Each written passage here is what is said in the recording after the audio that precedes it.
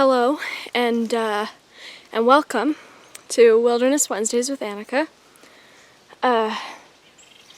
Today we went for a little hike as a team. We just went walking around camp, and I split up from the team, and now I don't really know where I am. So I have this camera, and I decided to take advantage. So, if you find yourself in a survival situation, there are a few key things that you should try to remember. The first big thing is try to stay calm, because the more calm you are, the easier it's going to be for you to problem solve. The next big thing to remember is the order of survival. If you think it could be a little while before you get rescued or before someone finds you, you should think about what you need to do in order to stay healthy and safe while you wait. The order of importance for survival is shelter, then you find water, then you find fire, and then you find food. Those are the four most important things to keep you safe in the wilderness. Building a shelter will protect you from the elements, which are sun, bad weather conditions like rain or snow, and it'll provide you a comfortable place for you to sleep and rest. Water is one of the most important things that humans need to survive. Humans can go weeks without food, but we can only go 3 days without water. And so finding water is the most important thing for our bodies. Fire is another important one for our bodies. It can keep us warm, we can cook food over it, and we can use it to send out smoke signals so people can help find us. Food comes last. Again, we can live quite a while without food, and in the meantime, we need to start protecting the rest of our bodies to make sure that we have the energy to find the food we need. Now, I'm pretty certain that my friends at camp are gonna come find me, but I figured I might as well spend my time doing something useful because I don't want to wander too far from where I last saw them. I'll spend my time building a shelter to sleep in case I need to spend the night, or in case it rains. So I found an area where I want to put my shelter. I've looked above me and seen that everything overhead is relatively safe. There's no dead trees that could fall on me, no big branches that are going to break off in a storm if it rains or gets windy. I feel pretty safe here. Now, in this same area, I found a rather large, already dead and fallen tree. That's going to be really helpful for me because I also found a tree here that has a little Y in the branches. So the branches, parts of the tree, split around like this. So I'm going to put this dead tree in between that Y to hold it up.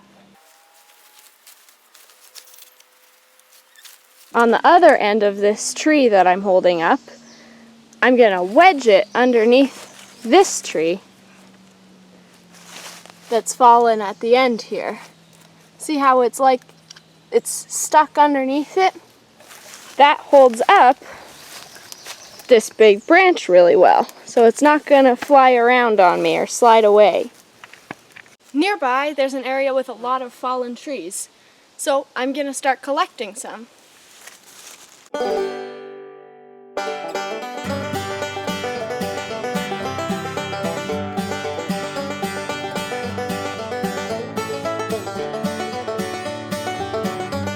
Okay, the style of shelter I'm going to build is going to be a lean-to.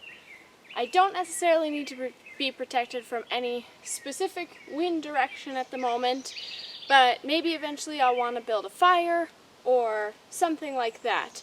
If I start with a lean-to, I can also change it to make it work for another side to be added if the weather gets crazy. But this way I have lots of airflow through it, and I'll still be protected from the elements.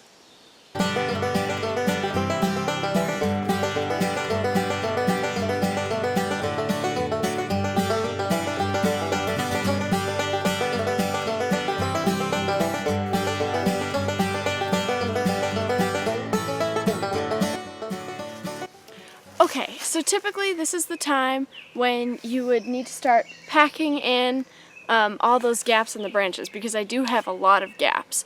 So I would start grabbing dead branches from, say, like spruce or pine trees, and dead leaves from the ground. Things like this dry brown leaf, they work really, really well for waterproofing and sheltering yourself.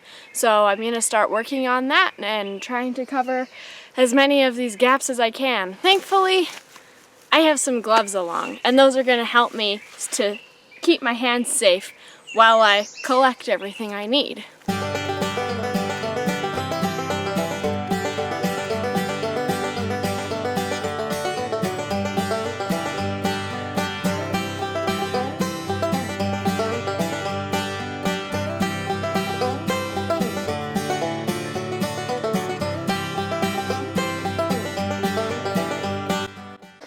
And notice how all along here, this almost blends in with the forest now, apart from the sticks that stick out from the top. I put a very large layer of leaf litter on there because the larger that layer is, the less rain gets through. And now that it's raining,